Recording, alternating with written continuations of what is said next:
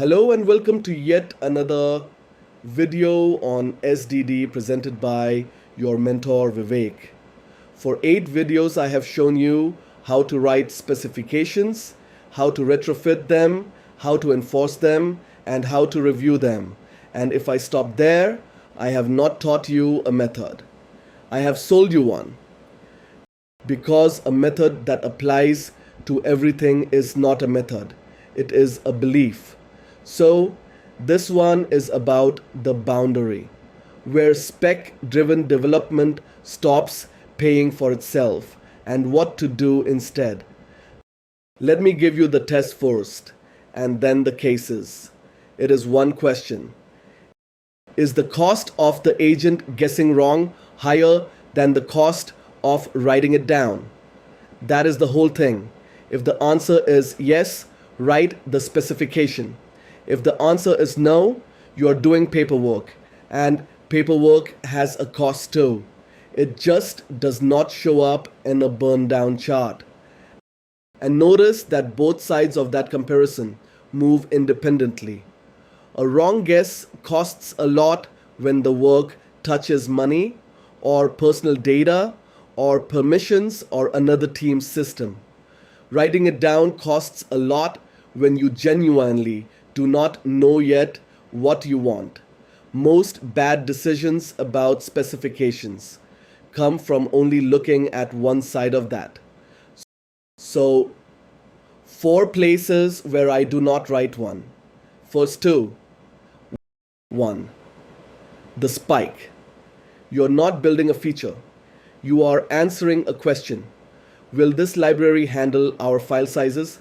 Does this API return what the docs claim? The deliverable of a spike is knowledge, and the code gets thrown away at the end. Writing a specification for code you intend to delete is just a slower way of asking the question. Ask the question. 2. The genuinely trivial change. Rename this variable. Bump this dependency. Fix the typo in that log message. Here is the rule I use. If the entire change fits inside the sentence that describes it, then that sentence is already the specification. Writing a document around it adds a file to review and changes nothing about the outcome. Now, the 2 that people actually get wrong, and the second of these is the important one in this whole video. 3. The genuinely throwaway script, a one-off data fix, a migration you run once and never again. But put one condition on this one. Ask whether it touches production data.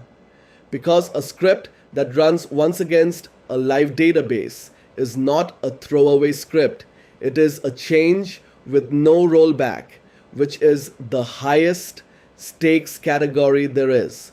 For that, I want the boundaries written down, even if nothing else is. And 4, which is the one that does real damage, when you genuinely do not yet know what you want. Here is what happens if you push ahead anyway. You ask the agent for a specification, and it gives you one, detailed, well organized, internally consistent, and describing the wrong thing. And because it reads so well, it stops feeling like a guess. Your uncertainty was real and useful, and the document just hid it from you. Now you and 3 colleagues are arguing about clause 4 of a design nobody has questioned. So do it in the other order. Explore first. Build the rough version, learn what you actually want, and throw that version away. Then write the specification, which will now take you 20 minutes instead of 2 hours, because you are describing something you understand instead of guessing at something you do not. Let me end on the other side of the line, so this does not sound like a retreat. 4 places where I have never once regretted writing one. Anything touching money, personal data or permissions, anything another team depends on, anything you will still be running a year from now, and anything where being wrong is expensive to undo. Notice these are not about size. A 12-line change to a permissions check deserves a specification. A 400-line dashboard experiment does not. And that completes the method. Parts 1 to 4 were the tools. Part 5 was the file that outlives them. Part 6 was the code base you already have. Part 7 was enforcement. Part 8 was reviewing the specification itself. And this one is the boundary, because every honest method has one. And a method without a stated boundary is a sales pitch.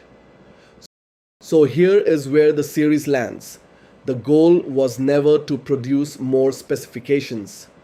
The goal was to stop the machine guessing about the things where a guess is expensive. Where nothing important is being guessed at, you do not need a document. You need to get on with it. Knowing the difference is the actual skill. Everything else was tooling.